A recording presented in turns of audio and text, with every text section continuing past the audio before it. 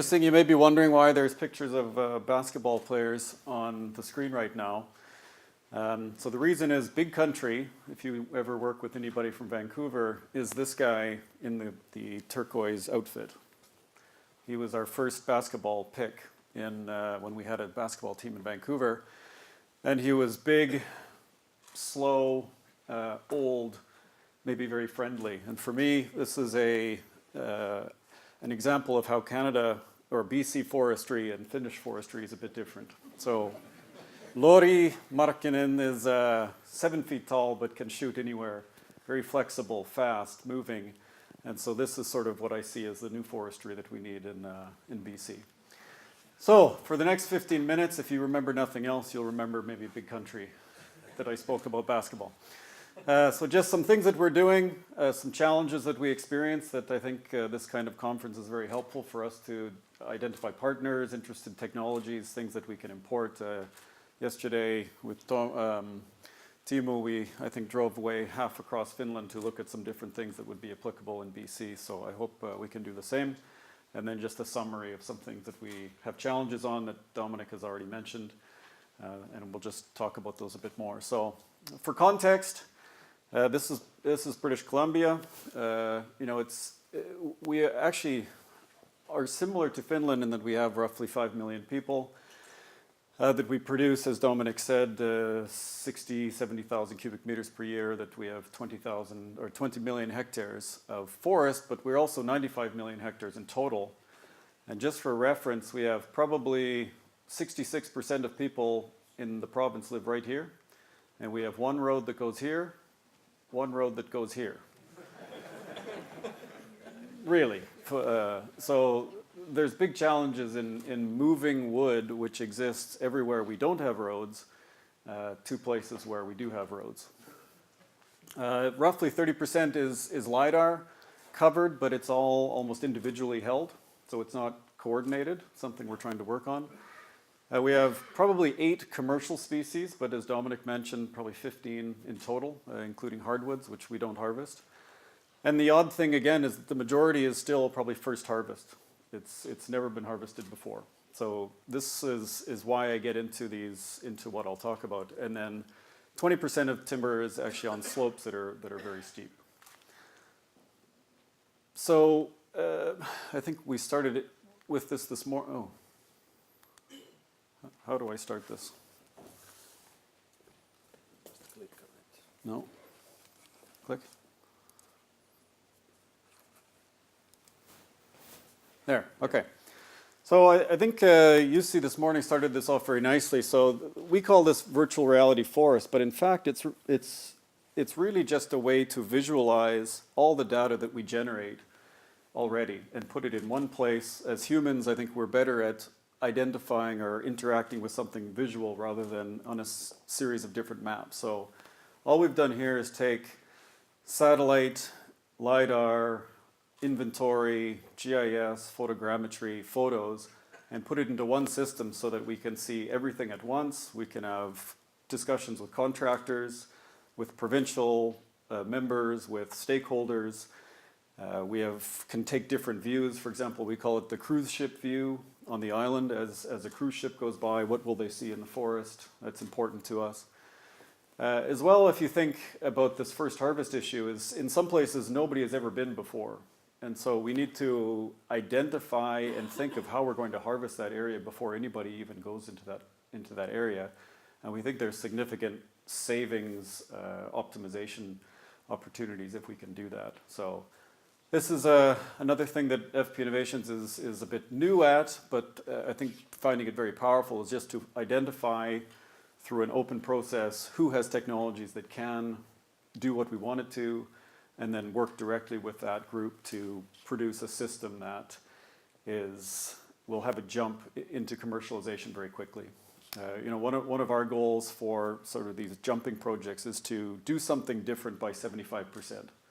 So can we reduce the cost by 75%? Can we increase the volume delivered by 75%? That's sort of one of these benchmarks that we use to to define how it is that we go about our research. So, things like road design tools that we can manipulate and then go into a road eng, for example, an existing system. So what we've done here, this Lamazoo is this company, they're actually based out of Victoria. So we've worked with them to, let's call, build the exterior or the structure of the house, but then we rely on other partners to come in with their data and to customize that house the way they want. So the system is, we're relying on the companies now to go directly to Lamazoo and work with them. That program has 1 million trees, individual trees in it. Our goal is to, and that's only 500 hectares that we've done, the goal is to make it up to 30,000 hectares as the next step, and that will rely on going to the cloud. And so we anticipate, again, cloud-based computing, that we can have 60 million trees or 1 billion trees, for example. The next one, so everyone will probably wake up now that they might hear some. Anybody? Yeah. So for foresters, I think maybe the sound is pleasing for you, chainsaws. This is one issue that we have in BC, as Dominic mentioned, is we have so many people that we still have sawing trees on foot. Very dangerous. Incredible insurance, liability, etc. So, what we've done here is work with a company that does body cameras. And the goal here is to improve safety, to actually log all of events. It's a police-based logging of data so that we can refer back, do training manuals, and then have auditing opportunities for their insurance, etc. So the goal in the end is, see, now you've got the actual faller's hard hat camera. The first vision you saw there was from the supervisor. So in theory, you would have the very best supervisors that are able to monitor 5, 10, 15 fallers at the same time to ensure that the practices are being followed properly. Another thing we're doing, so again, because it's a different system in BC where the province owns the land, the company gets the rights to harvest it, but then is required to replant it, but only needs to identify when the trees are at what they call free to grow, so after roughly 3 to 5 years at a certain height. And so the key is, how do we get the best possible confirmation that free to grow has been achieved across an entire cut block, which could be 100 hectares, 1,000 hectares.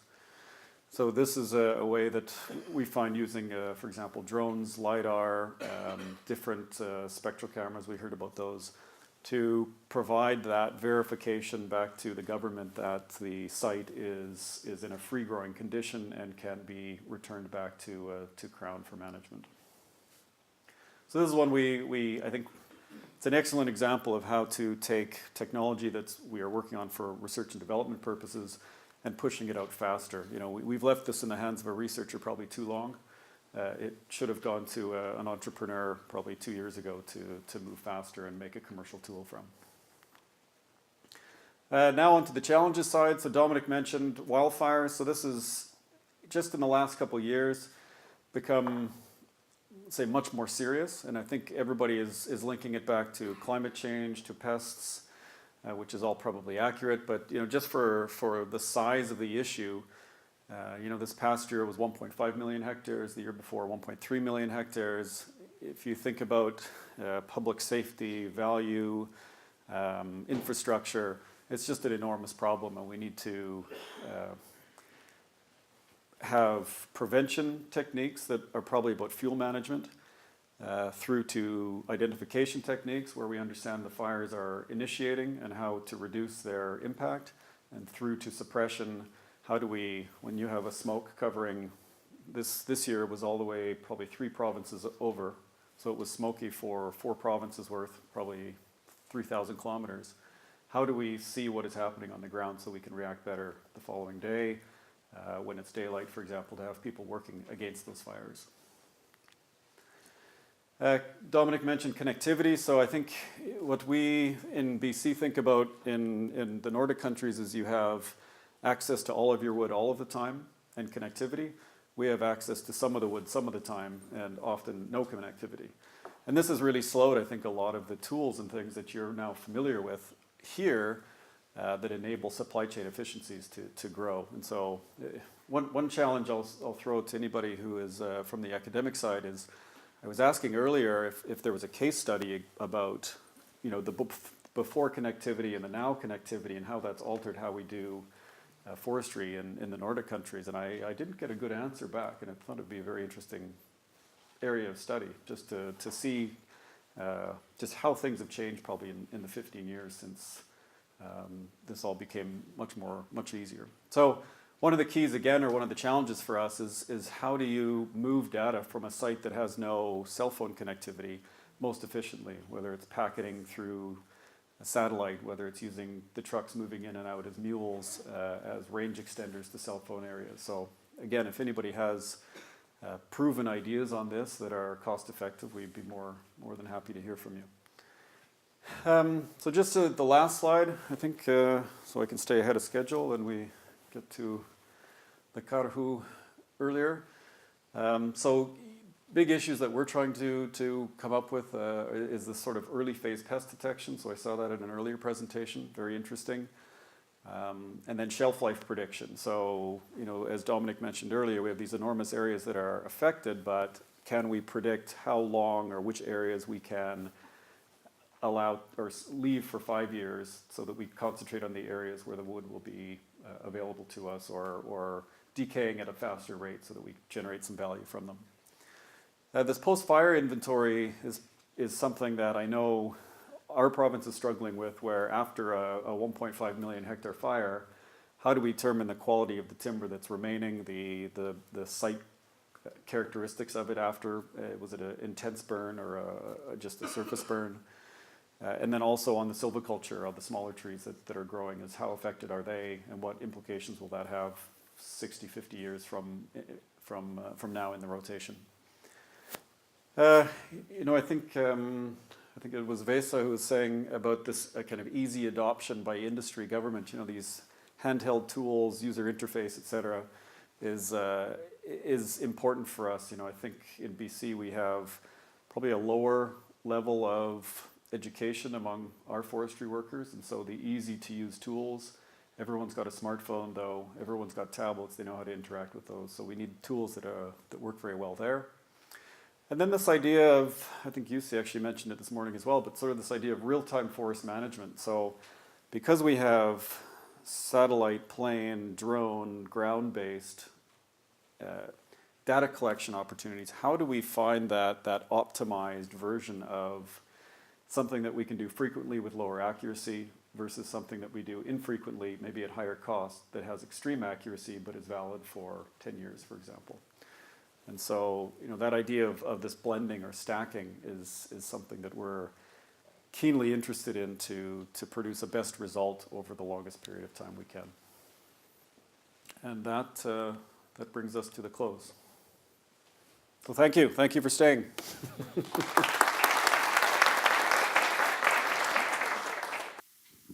So hi, Jonas Schönberg here. What's the regulation currently with drones in Canada to use them beyond visual line of sight, long endurance, integrating, flying above 500 feet? They sound very, so I'm not an expert, I don't know, but it sounds very similar to what you have here in Finland. So line of sight is absolutely for a single operator, but there's opportunities to file a flight plan for fixed wing or longer areas. Hi, it's Roman from University of Eastern Finland. Mm-hmm. So you are showing that you have a lot of forest fire, and also you have a lot of dead trees for this forest pest, like this mountain beetle, something Dominic shows. So what technological measure you are taking now to detect this forest pest and this forest fire? So you are using some drones or other technology you are expecting? Photonics expect?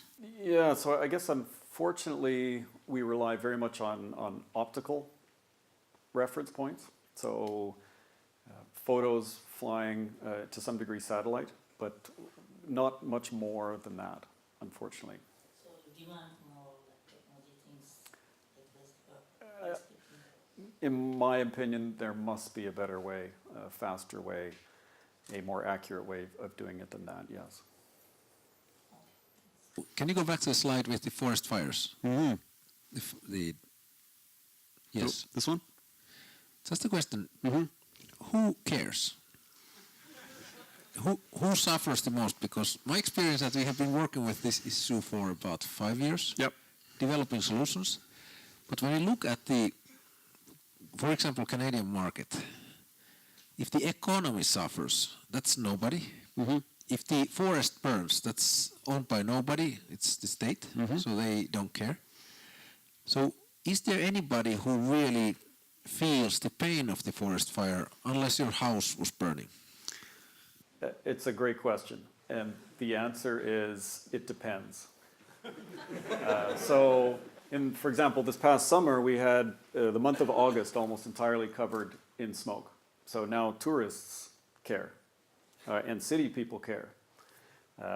This idea of losing timber or trees, in theory we care, but we don't really care because we didn't have those. The problem there is that the tourist cares, but he doesn't care ahead of time. He doesn't care ahead of time, and he might not come back, but we don't know that he's not coming back yet. Yes. So the problem is, it would be quite easy actually technically to solve and decrease the amount burnt drastically, like probably 2/3 we could very easily with a little bit of data. Right. But the problem is that nobody cares ahead of time because it's not going to happen to me. Yeah. So this is the main problem in the forest fire management. Even we recognize in our ministry we have a wildfire branch, but it's not that they're sleeping for half the year, but they really only pay attention when, oh, there's a fire now. Now we start getting excited. So to this point, preparation, prevention, there's not even an area of the ministry that's responsible at the moment for that. So it's a great point. The one key issue where people are now very oddly paying attention is because of this greenhouse gas emission, if you can imagine. So effectively, I think the CO2 released it's entirely the amount Canada is meant to reduce on an annual basis to meet our CO2 obligations. And so they don't count currently as emissions because they're not man-made, let's say. But if we can harvest the reduction potential, now some people are actually paying attention to that, very strangely. Are these forest fires pretty much linked to these mountain pine beetle killed forests, or are they everywhere? And have you had many times these kind of events that the forest fire has been threatening cities and villages? I think there was one big in Alberta, but...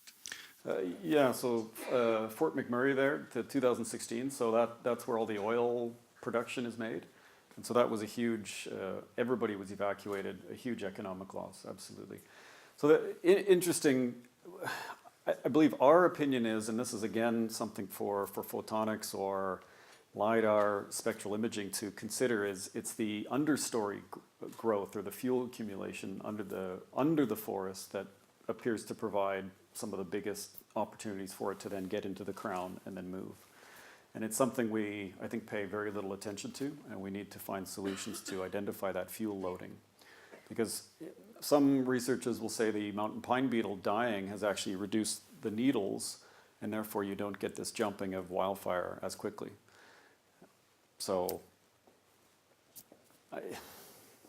the fires are definitely bigger. They happen to be in mountain pine beetle areas. So I think you have people saying, well, clearly the fires are happening where this has happened, but others will say, but it doesn't continue along and get very big like in a natural forest or where the crown height density is such that it can jump and move very quickly.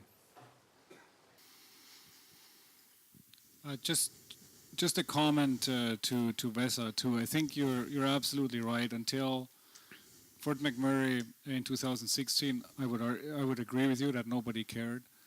Now we've had 3 major events over the last 3 to 4 years, and now people do care. And I think there has been a major shift because, as Tim said, I think it was the first time that we as normal citizens were affected when you have smoke in Vancouver that you really can't see more than 50 meters. You can't go out anymore. People can't do their sport anymore. And we had last year 70,000 people evacuated in rural communities. So it's really getting to the point where I think everybody's own lives are being impacted by this. And now, because of these events, people do care. Just Fort McMurray, for the people that don't know, it's half the town, or not half, but a quarter of the town, I think more than 1,000 structures that got destroyed in those fire. I think the insurance costs that are associated with that are now up to $9.5 billion. I can tell you, based on my own experience, it's if people don't care, insurance companies start caring, and you're not getting insurance on your house anymore, for example. And so it's starting to trickle down, and I think we have some traction now to really change behavior and start to look at solutions.